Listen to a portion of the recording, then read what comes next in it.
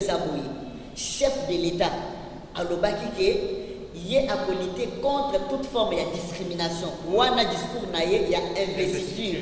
Nde to zima lobanaye, na ndenge na moko oyo na salaki déjà na IDPS depuis des années, parce que moi vraiment, baebi nga naebi. On va dire comment on va écrire.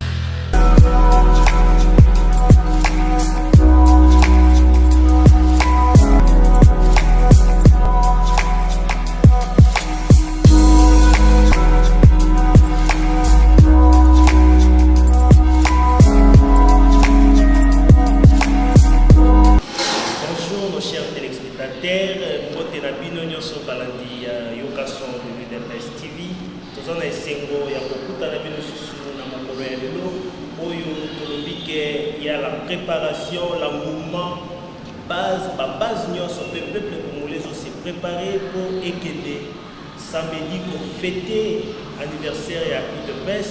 Tolobi, toko fanda kimiate, yango tozebino, moko na biso oya yebala liboso na chaîne na biso ya yoka son de l'IDPS TV pour afongola pe apanza masolo oyo kape pour comprendre qu'est-ce qui se passe et quels sont les événements. Azali moko na siya pona ya IDPS mais moko mutambi ya mwakoleka na chaîne na bino kombo na ye président Faustin Chamba aza président national de la voix des autochtones au Congo, donc du Congo quoi. Donc à cause Mekapé ko se présenter. Bonjour monsieur le président. Bonjour.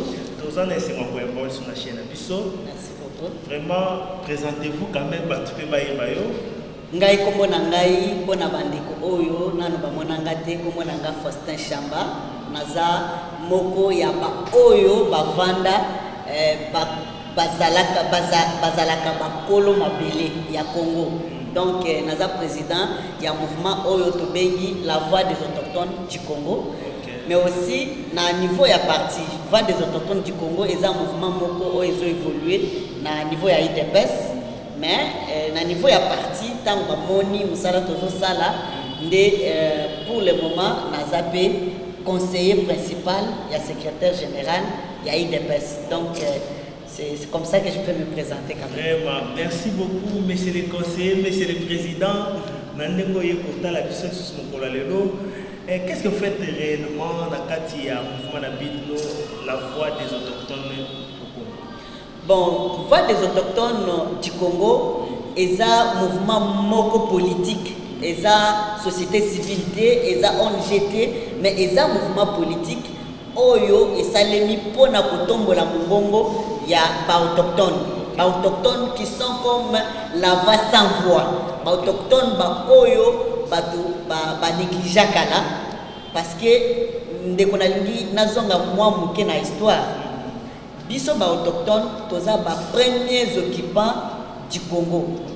C'est que batu mususu ba bantu ba nilotique ba soudanais ba yakinde kokuta ba autochtones na RDC. Mais ba autochtones sikoyo neti bazalaka batu moko solidaire bandimaki koyamba batu mususu.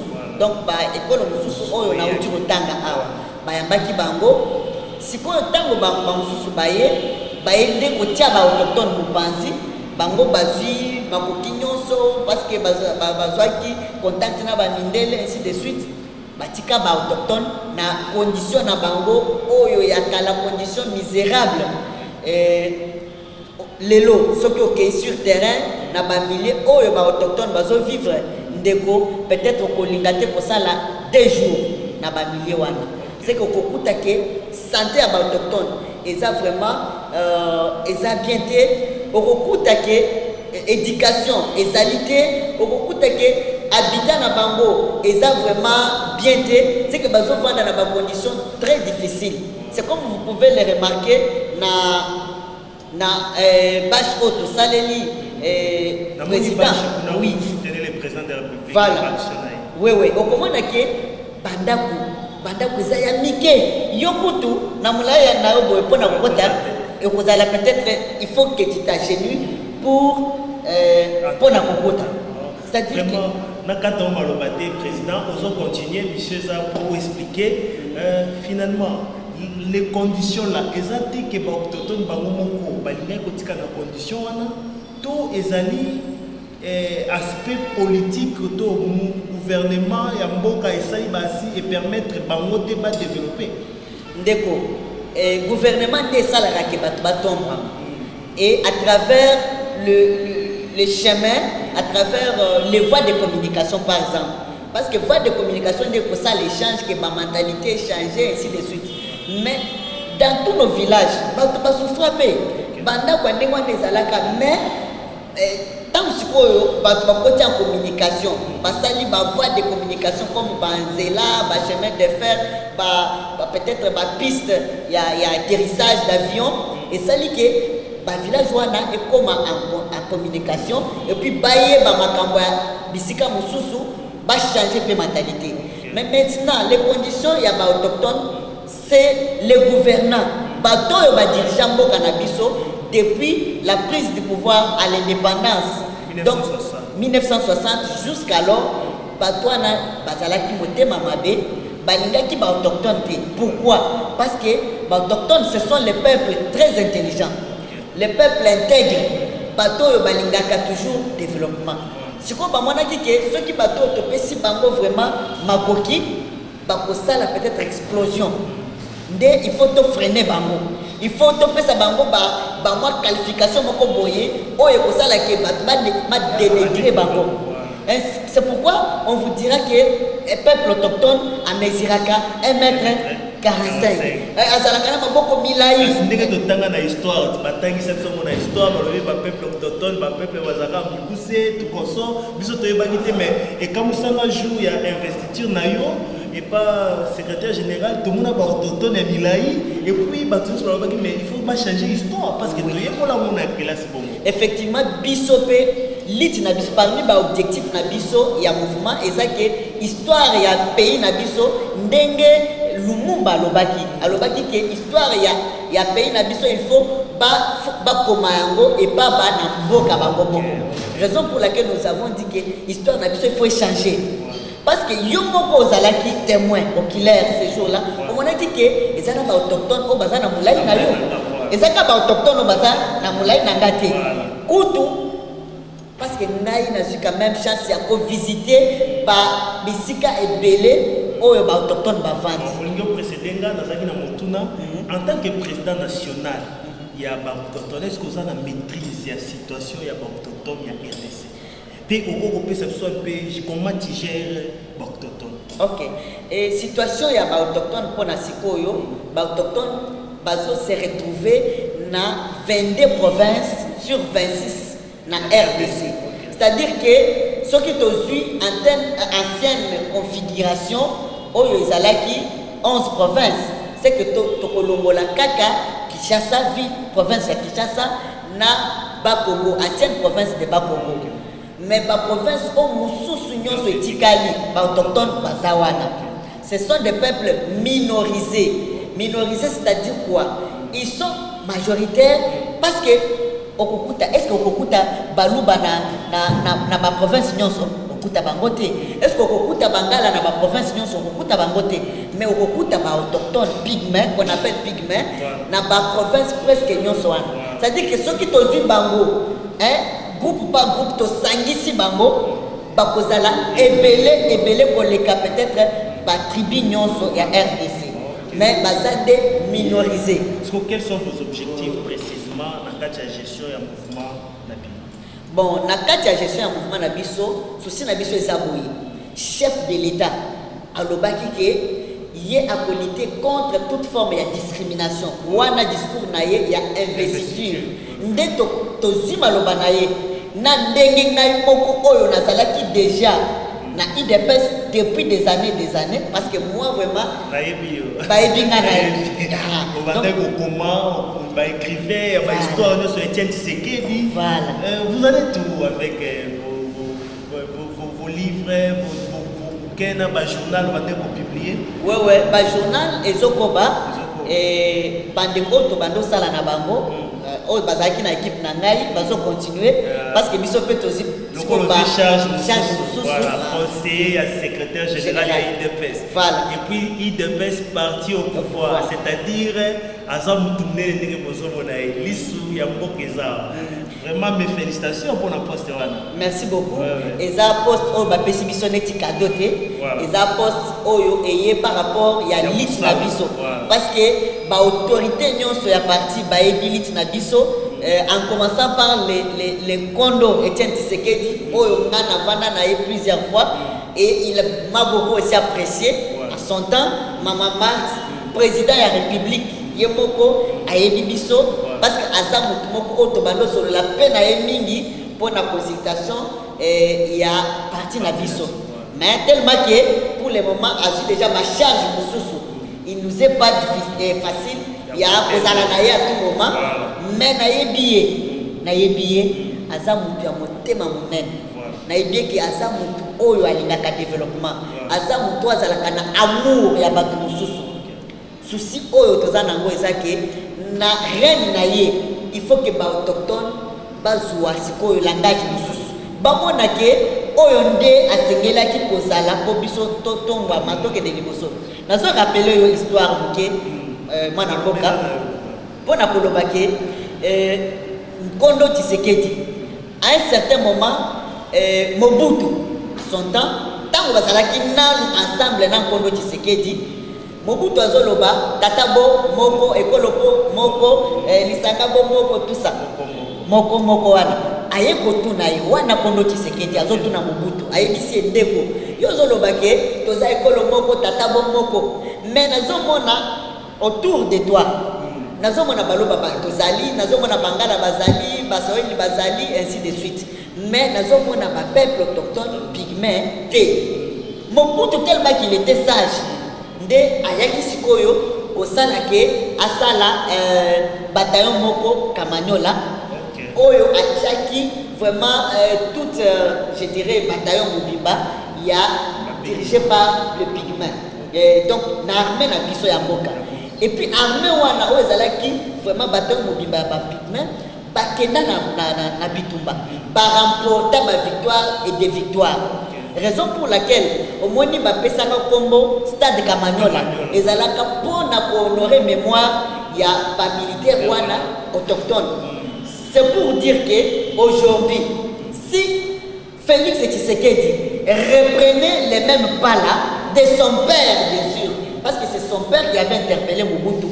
Et s'il intégrait les autochtones dans l'armée, et s'il les mettait aussi à ses côtés dans son cabinet, donc en commençant par c'est très rapproché, je pense que comme ce sont des peuples intelligents, ils vont faire beaucoup de choses pour le développement et la biso.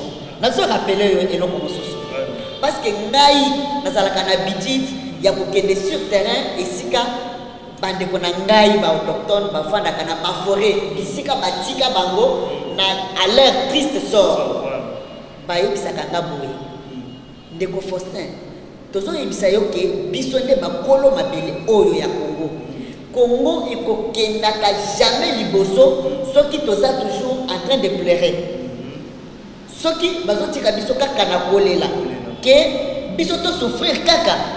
En tant que premiers occupants de ces pays, le pays ne pourra pas se développer. Comment? Imaginez-vous que vous avez un papa ou un aîné. Bon, en tant que et pas nabiso, balobaka, mutu oyo amonela yo soleil bien moi liboso. Ba autochtone pygmée, bangonde ba moi ba monela ba congolais nyonso mususu moi liboso na RDC. C'est-à-dire qu'ils ont moi primauté moko boye. Alors, ceux qui ont un grand frère, ils ont un papa na yo. Les droits du premier occupant. Voilà. Ils ont un papa na yo. Ils ont bien, ils ont dota. Ils ont lia bien, ils ont tambola bien, ils ont un bongo. Mais papa na yo souffrir. Ils ont les chaque jour. Ils ont un zala. Ils ont un musalate. Ayebi. Et si vous avez au tiki ndenge wana mais yoza na maison climatisée ainsi de suite aux autres temps la carrosse hein mais à souffrir. Et que ceux qui abandonnent là, est-ce qu'on connaît les bossons? On connaît les bossons. Tout ça, africain. On connaît les bossons. Raison pour laquelle les autochtones étant laissés à l'air qui sort, bazoli là, bah il s'akanga deni ni deko. Que toutefois, tant au biso tolelaka, topangisaka mai na biso ya miso na bakasa. Kasa ya nzete. Et tant sikoyo ba milelo na biso ekotikala na bakasa wana, tant mbula eko beta ezusiko milelo na biso nyonso wana et déverser yango na mabele. Siko milelo na biso wana nde ezo maudire, ça maudit les sols congolais. Et bah il s'akanga que c'est profond. Peut-être vraiment c'est très profond. Il faut penser au bêta bella, au bêta bella, c'était sur ce point pour que tout comprenne réellement qu'est-ce que les peuples autochtones veulent balingi vraiment pouvoir au ekotishika passer la bango nini pour que milelo na bango esila. Pour que milelo nango ya ba autochtone esila, il faut que baza la considérer. Voilà. Baza la intégrer na gestion ya pays. Ya mboka na biso. Parce que baza pe na ba capacité. Nous sommes en train de les prouver. Moi je sais. Ça c'est vrai. Depuis opposition. Voilà. C'est-à-dire que nous avons aussi contribué, d'abord en commençant par notre parti. Voilà. Et nous avons partout oyo biso tolikaka. Ba autochtone to saka d'abord intègre. Ngala ko yiba neti bande ko mususu bazoyiba mbongo ya sorte de mouton te. Na ko yiba mbongo ya 100 jours te neti bande ko mususu. Ngai nazalaka nde mutia boye. S'il vous plaît Malembe président. Parce que naza intègre. Malembe président Foster. Vous appelez moi la politique, tout contre la politique, il y a une brèche politique, beaucoup de qu'est-ce que Vital Kamerhe vous a fait? Non, Vital Kamerhe est un partenaire de la vision politique. Mais ce n'est pas parce que vous êtes mon partenaire que vous devez me trahir. Parce que me trahir, c'est-à-dire quoi? Tant qu'on a dit que ma cambo est débrouillé, mais yo si ozo me la makambo na ndenge mususu. C'est-à-dire que tu ne veux pas que je puisse réussir, tu es en train de me trahir. Et là, je ne peux pas coopérer. Voilà. Raison pour laquelle nous disons ceci. Bisso, tous les incriminés étaient. Wana d'abord, il faut bailler yango. Mais Bisso, le problème na Bisso, c'est ça que il faut justice na Bisso et ça la musala nango. Il faut justice na Bisso, ça la musala. Mais pourquoi non vous citez les noms de non, nous les citons. Parce que nous avons justice, c'est le musala. Bien sûr. Nous les citons parce que nous savons qu'à un certain moment, Makamnyonso, Bakangaki Ango, s'était concentré sur lui en tant que. Pour travailler, Makamnyonso, Nyonso, papa. Et Zalaki centré et pas naïe. Si quoi, ceux qui sont ministre des Finances, ministre Bazolo Bakete, ministre déjà Mbongo 70%. Alors que sur le terrain, nous voyons 30% d'exécution. Si quoi, on et Kewapi. Raison pour laquelle nous disons que déjà nous pouvons avoir des présomptions sur lui pour dire que comme il y a aux alaki gestionnaires, il faut justifier. On a qui s'agit qui était Mbongo wana na kendaki kopé sa dot et pas Amida parce que comment voulez-vous au Congo ici vous avez déjà vu quelqu'un qui s'est marié 15 millions de dollars quand même ta dot c'est 15 millions c'est trop comment vous tient 15 millions 15 millions saute mouton c'est total budget saute mouton total budget wana c'est un bon dot quand même mon frère na est pas Vital Kamerhe bande konanga ba autochtone bazakona bazo souffrir na forêt mais ce qui est sur azokende na Rwanda azokende pesa ba cadeau ya ba autant de têtes de vache ça dit que lui en a combien il a trouvé ça où seulement un laps de temps ici au Yakoti OK n'était pas ba autochtone kuma kokabula quand même biloko te nanu akendate parce que il y a des politiciens soka akendaka peut-être à quoi médiatiser yango mais nanu na mona ngote donc je ne peux pas dire des choses que je n'ai pas confirmées.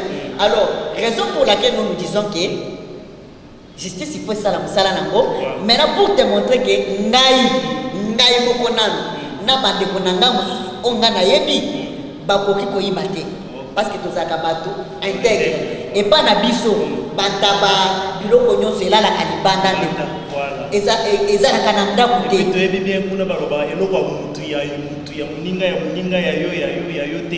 C'est comme ça. Biso to kola ndenge wana et tikala na mentalité na biso. Donc biso to lingi que cette fois-ci makambo échanger na mboka. Makambo ebongwama na mboka, chef de l'État a considéré pe biso asala ndenge bato mosusu basala te parce que plaidoyer oyo tozosala sikoyo tosala pe pendant période ya Kabila ayoka biso te. C'est pourquoi aloba que autour de lui il y a même pas 15 personnes. Mais azalaki donc il y a yebaki que ezaki 15 personnes te. Mais sikoyo pembeni ya Félix atie combien de personnes? Il faut que tout naïe. Il faut que tout nelangai Kabila, Joseph Kabila. Autour il y a Félix atie combien de personnes? Parce que lui-même qui a vécu avec ces gens-là, il n'a pas trouvé 15 personnes. Mais pourquoi ceux qui ont des partenaires, il y a Félix. Parce que Félix a le bagagazan de Konaye, Asa Moninga Naye, ainsi de suite. Là, on peut les concéder.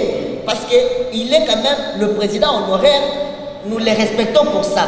Yamboka, sénateur à vie. Sénateur à vie. C'est-à-dire sénateur à vie, c'est-à-dire qu'il y a à cause de la licence au président Namboka Oyo, T. À côté de la sénateur, Ti, à Kokufa.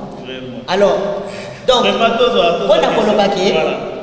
Ce qui a lié Félix, ce qui a lié Congo, il faut indiquer que Yamabeo Bazalaki autour de lui, Balongwa, comme ça, Félix et Batiaba Sousou, Yassika.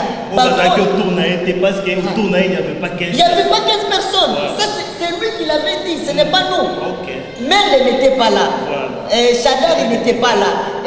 Obemina n'était pas là. Et tous les autres voleurs là, ils n'étaient pas là. Ce sont des voleurs. Ils ont fait des enrichissements illicites dans Mboka Oyo. Bazana ba leçon, Oyo bakoki kopesa na ba na Mboka te. Ndeto lingi. Bazana quand même honnête. Bas se replier. Batika orgueil. Parce que Mboka na biso elingi ba orgueillité. Et même la Bible nous dit que l'orgueil précède la chute et l'humilité précède la gloire. Bas s'humilier, batalela ndeko oyo azue boma ya mboka, mboka na biso etombama ekende liboso. Merci président Faustin, tozo kende na suka déjà ya émission na biso. Mbote na président Sampaio balobi ba bord ekomi donc chaîne na bino yango.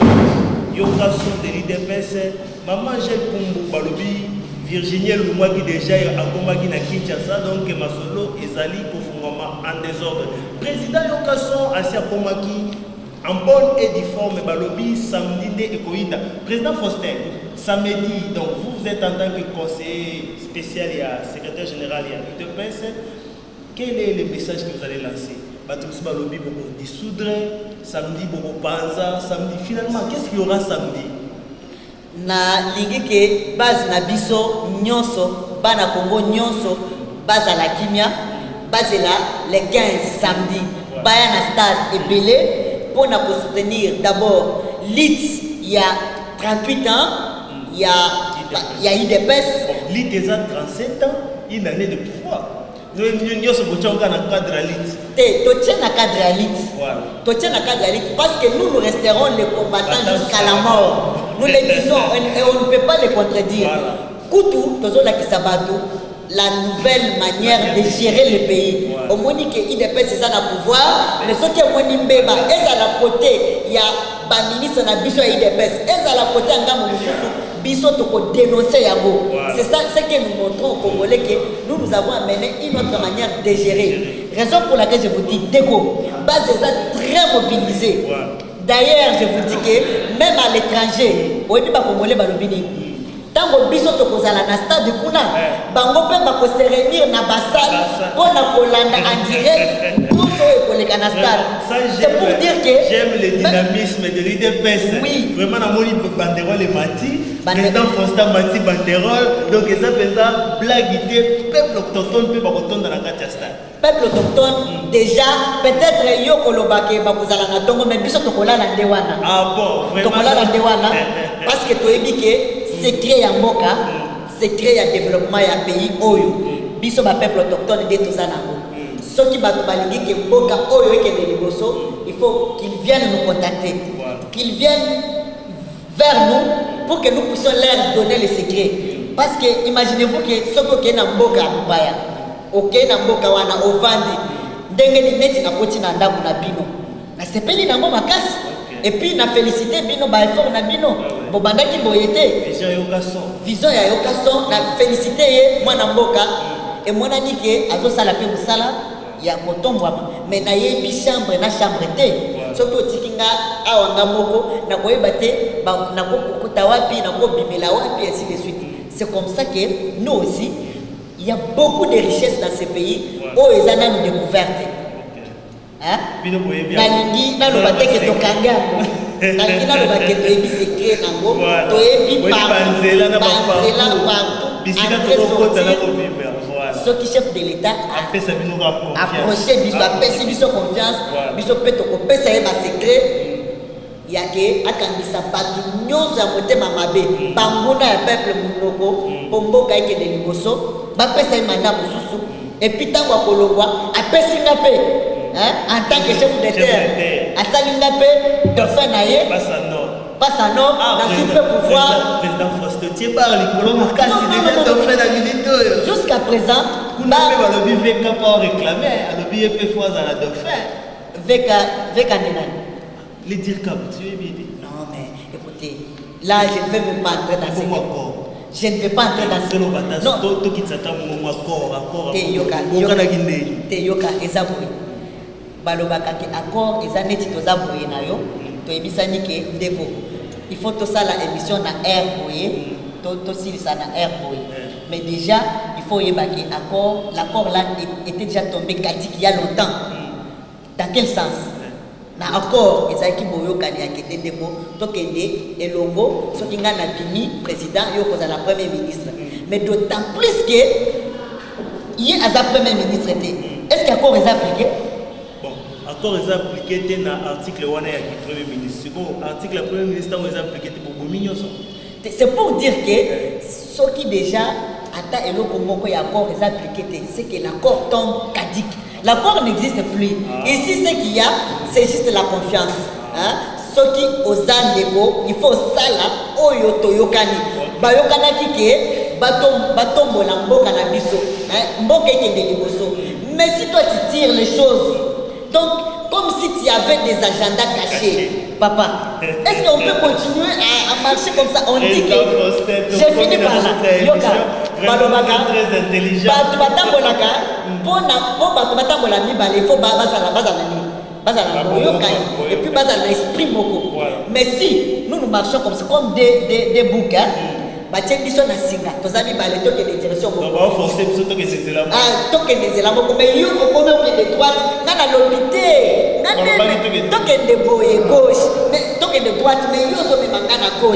papa, est-ce que tu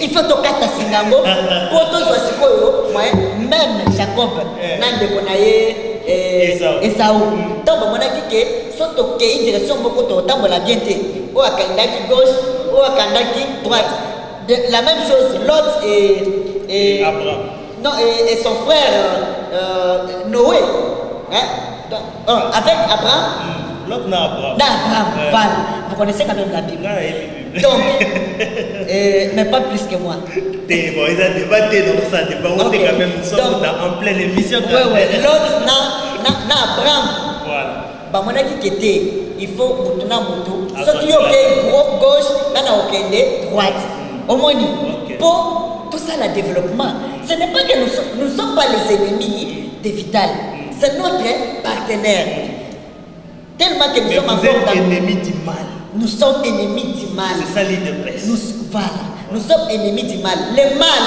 reste mal. Attends, ceux qui ont vivre à côté de ton proche, et ça toujours mal.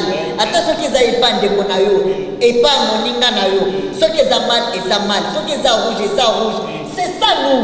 Nous sommes là pour nous. Nous ne sommes pas là pour couvrir le mal. Attends, ceux qui ont kaboudi.